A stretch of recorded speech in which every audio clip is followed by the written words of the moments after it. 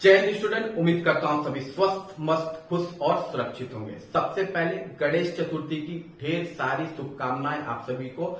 भगवान गणपति का आशीर्वाद आप सभी पर बना रहे। आज की वीडियो में हम डिस्कस करेंगे यूपी लेखपाल डीबी से रिलेटेड स्टूडेंट्स के कुछ क्वेश्चंस हैं, उनको इस वीडियो में क्लियर करूंगा। तो वीडियो बहुत इंपॉर्टेंट होने वाली है आने वाले बच्चों के लिए जो डीबी में बैठने वाले हैं। हालांकि आज तो बच्चे बैठ गए डीबी में, जो आने वाले बच्चे हैं उनके लिए ये इंपॉर्टेंट है। तो वीडियो को अंत तक देखिएगा, क्योंकि मैं इसमें स्टूडेंट के सारे इंपॉर्टेंट क्वेश्चन, जैसे कि डीबी में क्या ड्रेस कोड पहन के जाना है, इसके अलावा एनओसी को लेके बहुत कंफ्यूजन है, उस पर भी बात करेंगे। सर्टिफिकेट्स कुछ हैं, जैसे कि डोमिसाइल सर्टिफिकेट पे कुछ क्वेश्चन है, कुछ क्वेश्चन आपके रिजर्वेशन सर्टिफिकेट पे भी है। इसके अलावा आपका क्यों नकलचियों को डीबी स्किप करना चाहिए, इस पर भी अपडेट लेंगे। चलिए चलते हैं वीडियो की ओर। उससे पहले चैनल पे जो नए हैं चैनल को लाइक और सब्सक्राइब कीजिए, क्योंकि अभी भी मेरे 89% व्यूअरों ने चैनल को सब्सक्राइब नहीं किया है, तो सब्सक्राइब जरूर कीजिए। तो चलिए चलते हैं वीडियो की ओर। तो सबसे पहले हम बात कर लेते हैं, आज से लेखपाल डीबी शुरू हो गई है और आने वाले 30 नवंबर तक ये डीबी कंडक्ट होने वाली है। बच्चों के काफी क्वेश्चंस हैं, जिसमें सबसे पहला क्वेश्चन जो है वो ये है कि हमारा ड्रेस कोड क्या होना चाहिए। ठीक है, ड्रेस कोड को लेकर क्वेश्चन है, मतलब एक बहुत क्वेश्चन नॉर्मल क्वेश्चन है, सबको पता होता है, लेकिन फिर भी एक क्वेश्चन पूछा गया है। तो ये ड्रेस कोड को लेके मैं बता दूं आपका, देखिए आमतौर पे जब इंटरव्यू में हम जाते हैं तो फॉर्मल ड्रेस कोड एक होता है कि वहां जाना है तो फॉर्मल ड्रेस कोड में रहना है। तो ड्रेस कोड बता दिया जाता है उस पर्टिकुलर एग्जाम की तरफ से कि हाँ ये ड्रेस कोड है। इसमें कोई भी आपका ड्रेस कोड है नहीं। वैसे भी अगर आपको कहीं भी जाना हो जॉब से रिलेटेड में, तो फॉर्मल ड्रेस काफी अच्छी होती है, लेकिन कुछ लोग के पास फॉर्मल ड्रेस नहीं होती या फॉर्मल ड्रेस उन पर अच्छी नहीं लगती है। तो ऐसे में आप जीन्स के शर्ट पहन सकते हैं। ब्लू जीन्स पे शर्ट ठीक रहेगा। ब्लू जीन्स पे टी शर्ट बिल्कुल भी मत पहनिएगा, ये थोड़ा सा लगता है कि जैसे जॉब के लिए नहीं आया, कहा ये घूमने मस्ती करने आया, तो टी शर्ट ठीक नहीं रहेगा। जीन्स पर शर्ट बिल्कुल सही लगेगा आपका। शर्ट भी सिंपल रहे, ज्यादा भड़कीला कलर में ना रहे तो अच्छा होगा। अगर आपके पास शर्ट नहीं है, टी शर्ट है, तो ऐसे में आप कॉलर वाले टी शर्ट पहनिए जो सिंपल भी हो, लाइट कलर में हो, तो वो भी आप पर चलेगा। तो ये आपके ड्रेस कोड है जो आप पहन के जा सकते हैं। ठीक है, वहां पे ऐसा ड्रेस कोड का कोई वो सिस्टम नहीं है।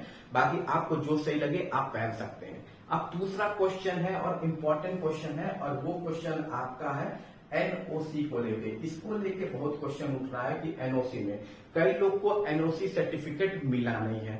ये फैक्ट है, मेरे कुछ स्टूडेंट हैं उन्होंने भी बोला कि सर नहीं दे रहे एनओसी का सर्टिफिकेट। अब लोगों में है कि एनओसी का सर्टिफिकेट नहीं मिलेगा तो क्या करना है। देखिए, जब आपके पास एनओसी का पहली बात तो सर्टिफिकेट होता क्या है कि मान लीजिए आप एक गवर्नमेंट जॉब से दूसरे गवर्नमेंट जॉब में जा रहे हैं, तो ऐसे में आपका एनओसी सर्टिफिकेट लगता है। ठीक है, जिसे नो ऑब्जेक्शन सर्टिफिकेट भी आप कह सकते हैं। ठीक है, तो एनओसी सर्टिफिकेट क्या हुआ है, इशू काफी लोग के नहीं हुए। उसका रीजन ये है कि जब वो फॉर्म भरे थे तब वो जॉब में नहीं थे, अब वो जॉब में है, या बहुत अलग अलग रीजन होते हैं कि नहीं दे रहे हैं। तो ऐसे में डीबी में हम एनओसी सर्टिफिकेट लेके नहीं जाएंगे तो क्या हमारी डीबी होगी कि नहीं होगी। तो पहली बात, आपकी डीबी बिल्कुल कंडक्ट होगी। अगर आपके पास एनओसी सर्टिफिकेट अभी नहीं अवेलेबल हो पाया तो आप बिल्कुल जाइए, डीबी में बैठिए, वहां आप अपना बता दीजिएगा, वहां रीजन पूछा जाएगा, आप रीजन बता दीजिएगा, ऐसी सी बात है। फिर वो आपसे पूछते हैं कि भाई सिंपल सी बात की, देखिए जो गवर्नमेंट जॉब से शिफ्ट हुआ है वो सब यही प्रोसेस आपको बताएंगे जो मैं बता रहा हूं। ठीक है, वो पूछेंगे आपसे, फिर एक एप्लीकेशन लिखवाते हैं। एप्लीकेशन में आपसे पूछा जाता है कि आप कब तक सबमिट कर सकते हैं। तो आपको जब लगे 2 महीना, या आप लिख दीजिए, मैक्सिमम कोशिश कीजिए ये लिख दीजिए कि ज्वाइनिंग के टाइम हम एनओसी सबमिट कर देंगे, तो आपका हो जाएगा, कोई इश्यू नहीं है, आपकी डीबी हो जाएगी। लेकिन आपको ज्वाइनिंग के टाइम में एनओसी सबमिट करना होगा। तब तक अगर आप अपने एम्प्लॉयर को मना लेते हैं तो ये अच्छी बात है। ठीक है, एनओसी आपको देनी होगी। एनओसी से बेनिफिट क्या होता है, देखिए एनओसी से आप क्या करते हैं, टेक्निकल रेजिग्नेशन लेते हैं। ठीक है, इसमें क्या होता है, जैसे आपका जब किसी जॉब में आप ज्वाइन होते हैं तो आपका ईपीएफ कटता है, आपका पैन नंबर एक होता है, वही मान्य होता है। तो ऐसे में होता क्या है, जब आप एनओसी के जरिए जाते हैं तो एनओसी के जरिए आप टेक्निकल रेजिग्नेशन ले सकते हैं। ऐसे में क्या होता है, जो ईपीएफ आपका इस पर्टिकुलर जॉब में कटा है वही कंटिन्यू हो जाएगा अगली जॉब में। ठीक है, लेकिन अगर एनओसी से नहीं होगा तो फिर प्रॉब्लम आती है, उस पर भी मैं अभी डिस्कस करता हूं। ठीक है, अब प्रॉब्लम ये है कि मान लीजिए हमें एनओसी नहीं मिला तो क्या करें, एनओसी नहीं है तो क्या करें।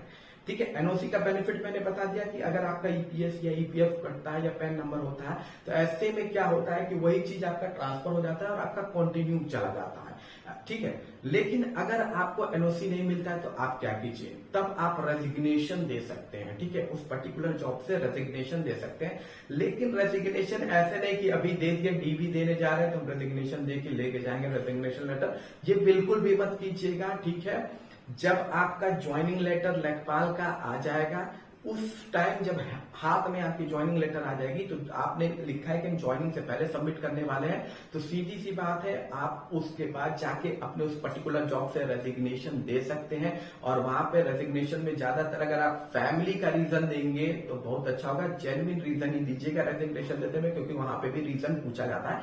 फैमिली का रीजन सबसे ज्यादा इफेक्टिव होता है, तो फैमिली का रीजन आप दे सकते हैं, फिर वहां से आप रेजिग्नेशन लेटर जाके वहां पे दिखाएंगे और ज्वाइनिंग आपको मिल जाएगी, आपकी ज्वाइनिंग हो जाएगी। पर यहाँ पे एक ड्रॉबैक ये होता है कि जो आपका ईपीएस ईपीएफ कटता है या जो आपके अमाउंट कटते हैं जो आपको मिलने वाले होते हैं आफ्टर रिटायरमेंट, वो उसी ग्रेड पे आपको मिल जाएंगे और वहां से वो खत्म हो जाएंगे, मतलब वो ईपीएस ईपीएफ आपका वहीं खत्म हो जाएगा। अब नए सिरे से आपका ईपीएस और ईपीएफ कटेगा और उस दिन से आपकी ईपीएफ और ईपीएस काउंट होती है। बस यही एक ड्रॉबैक होता है। अगर आप ये ड्रॉबैक सह सकते हैं तो आप बिल्कुल ये कर सकते हैं, तो ये ऐसा कोई इशू नहीं है कि आपके पास एनओसी नहीं है तो दिक्कत होगी या दिक्कत नहीं होगी। मैंने आपको डाउट क्लियर कर दिया है, फिर भी अगर आपको डाउट लगता है तो कमेंट बॉक्स में आप पूछ लीजिएगा, अगर आपका कोई भी क्वेश्चन इससे रिलेटेड है तो। अब हम बात कर लेते हैं तीसरी की अदर सर्टिफिकेट को लेके भी क्वेश्चंस है। पहला है कि भैया मैं डोमिसाइल सर्टिफिकेट है मेरा एक्सपायर हो गया था, जो फॉर्म में भरे तो डोमिसाइल सर्टिफिकेट वो एक्सपायर हो गया अभी और नया सर्टिफिकेट बनवाया, तो कौन सा वाला ले जाएं? तो ऐसा है ना, दोनों सर्टिफिकेट लेके जाना, ठीक है। 1 2 4 सर्टिफिकेट एक्स्ट्रा चला जाए तो कोई इशू नहीं है। वहां जाके ये नहीं होना चाहिए कि हमारा एक सर्टिफिकेट कम हो गया जिसकी वजह से वो आनाकानी करना शुरू कर दें। तो बेटर ये है कि आप सारे सर्टिफिकेट ले जाइए, 4 एक्स्ट्रा ले जाना पड़े ले जाइए। और डोमिसाइल का अगर आपके पास ऐसे 2 का इशू आ रहा है तो आप दोनों डोमिसाइल सर्टिफिकेट लेके जा सकते हैं, कोई इशू नहीं है। कास्ट सर्टिफिकेट से भी जो प्रॉब्लम रिलेटेड क्वेश्चन है उसमें मैं बता दूं कि आप सीधे यूआर कैटेगरी में गिने जाएंगे, आपको डीबी से हटाया नहीं जाएगा, लेकिन आप यूआर कैटेगरी में आ जाएंगे तब आप कास्ट पर क्लेम नहीं कर सकते हैं और कोई इश्यू बड़ा इसमें आने वाला नहीं है सर्टिफिकेट को लेकर, ठीक है। रिजर्वेशन सर्टिफिकेट आपका फॉर्म के टाइम का ही होना चाहिए, जब एप्लीकेशन फॉर्म भरे थे। नया रिजर्वेशन सर्टिफिकेट आपका जारी नहीं होगा, जो कास्ट सर्टिफिकेट आपका जारी किया जाता है रिजर्वेशन वगैरह कास्ट सर्टिफिकेट जो जारी किया जाता है, ठीक है। तो ये सर्टिफिकेट से रिलेटेड आपके सारे क्वेश्चन और डाउट मैंने यहाँ क्लियर कर दिए। अब बात करते हैं कि जो नकलची हैं, चीटर्स हैं, उनके बारे में। तो देखिए भैया, डीवी होने जा रही है लेखपाल की, बायोमेट्रिक वहां हो रहा है, बायोमेट्रिक होगा तो वो बच्चे, ठीक है। देखिए टाइप ऑफ चीटिंग बहुत तरह की होती है, जिसमें एक चीटिंग होती है जिसमें आयोग तक व्यवस्था जिसकी होती है उनके लिए तो दिक्कत नहीं है, आप ये तो कह नहीं सकते कोई भी भर्ती 100% हो, चीटिंग भी बहुत तरह की होती है। लेकिन वो चीटर्स जो खासकर उन पर्टिकुलर एग्जाम सेंटर पर थे जो एसटीएफ की नजर में डाउटेड एग्जाम सेंटर्स हैं, या वो जिन्होंने दूसरे लोगों को बैठा के अपना काम चलाया है, वो सभी लोग ना ही जाए तो उनके लिए अच्छा होगा।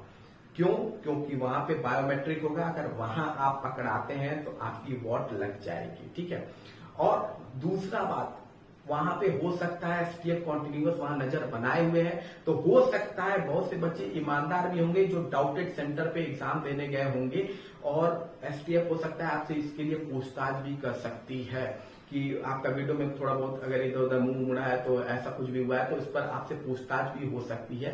तो आप बिल्कुल, अगर ऐसा कुछ होता है और आपने ईमानदारी से एग्जाम दिया है तो बिल्कुल अच्छे से काम होके बिल्कुल आप आंसर दीजिएगा, ज्यादा इधर उधर मत कीजिएगा, क्योंकि वो हर बात को इंटरलिंक करते हैं और ऐसे में वो आपको उलझा ले जाते हैं और फिर आप फंस जाते हैं। तो देखिए, अगर आपने ईमानदारी से काम किया है, आपने कुछ किया नहीं है, तो बिल्कुल ईमानदारी से रिलैक्स होके आंसर दीजिएगा जो भी क्वेश्चन वो पूछेंगे। इसके अलावा जो चीटिंग में है तो उनको तो वहां पर पकड़ लेंगे रीजन पूछ के। तो इस वजह से तो जिन्हें लग रहा है कि हम चीटिंग करके बच गए, वहां एसटीएफ की जांच में बच गए थे, तो यहाँ पे भी आप पर खतरे की घंटी लटक रही है। 100% तो ये नहीं कह सकते आप ईमानदारी से। मान लीजिए जिनका व्यवस्था अंदर वाला होगा, जो खाली पेपर जमा किए होंगे, वो तो खुद बैठे होंगे एग्जाम में, उनका खुद का बायोमेट्रिक होगा, वो कोई ही ला नहीं रहोगे क्योंकि उनको पता है कि हमारा तो पेपर वहां से सेट है। तो फिर वो वालों के लिए दिक्कत नहीं है। 100% किसी भी चीटिंग को कोई नहीं रोक सकता है, लेकिन सरकार अपनी तरफ से पूरी कोशिश कर रही है कि ज्यादा से ज्यादा ईमानदार बच्चे हों। और ये देखिए बहुत बड़ा वैकेंसी रहा है। कभी आपने देखा कि किसी के लिए इतना डीबी स्कीम का अभियान चला हो? तो ठीक है, तो ये बहुत अच्छा खासा है। और एक बात याद रखिए, डीबी स्कीम का जो अभियान है वो अभी आपको रोकना नहीं है, अभी ये चलाना है, क्योंकि 30 नवंबर तक डीबी होगी। तो अभी ये चलाते रहना है, तब तक चलाते रहना है जब तक एकदम लास्ट ना आ जाए, ठीक है, ताकि बच्चों का रहे कि हाँ मेरे जानने वाले में एसएससी सीजीएल में, जानने वाले क्या मेरे स्टूडेंट ही एसएससी सीजीएल में और एसआई में हुए हैं, तो वो डीबी स्कीप कर रहे हैं। तो काफी बच्चों का क्वेश्चन था कि सीजीएल में कहाँ इलेक्ट्रल के बच्चे होते हैं, तो होते हैं भैया, अच्छे खासे बच्चे अमाउंट में होते हैं, ऐसा मत समझो। तो वो डीबी स्कीप कर रहे हैं और भी लोग कर रहे हैं। अगर सब कुछ सही रहा तो ये बात जानिए कि अच्छा खासा 6,000, 5,000, 6,000 के आसपास डीबी स्कीप पक्का होगा। नकलचियों को तो वार्निंग है भैया, आप देख लीजिए। बाकी जिनके आज डीबी है, क्योंकि मेरे जो स्टूडेंट्स हैं उनके डीबी 2-3 दिन बाद या 4 दिन बाद है, कुछ के 2 महीने भर बाद है। तो वो जो भी है अपना कमेंट बॉक्स में जरूर बताइएगा कैसा रहा आपका एक्सपीरियंस। काफी लोग कह रहे थे डीबी में कितना टाइम लगता है, तो भैया 20-25 ज्यादा से ज्यादा आधा घंटा, इससे ज्यादा कुछ नहीं। और हाँ, जो आपकी फॉर्म भरने को दी है, आप फॉर्म में कहीं व्हाइटनर यूज मत कीजिएगा, 2-3 एक्स्ट्रा फॉर्म अपने साथ लेके जाइएगा। अगर आपको कहीं डाउट है तो वहां आप पूछ के भर सकते हैं, वहां आपको लोग फॉर्म भरने में हेल्प कर देंगे। ऐसा कुछ नहीं है, गलती वहां जाके प्लीज मत कीजिएगा यार, लास्ट स्टेज में आके कहीं गलती करना है, तो वहां पूछ के भी आप फॉर्म भर सकते हैं। बाकी बेस्ट ऑफ लक है आप सभी को जो भी डीबी में सेलेक्ट हुए हैं, और होप करते हैं जल्दी वीडियो री एग्जाम वालों को भी हम बेस्ट ऑफ लक कहें उनकी डीबी के लिए और उनके रिजल्ट के लिए। बाकी किसी भी अपडेट के लिए चैनल को लाइक और सब्सक्राइब कीजिए। अगर कोई क्वेश्चन हो तो जरूर पूछिएगा। मिलते हैं अगली वीडियो में। जय हिंद।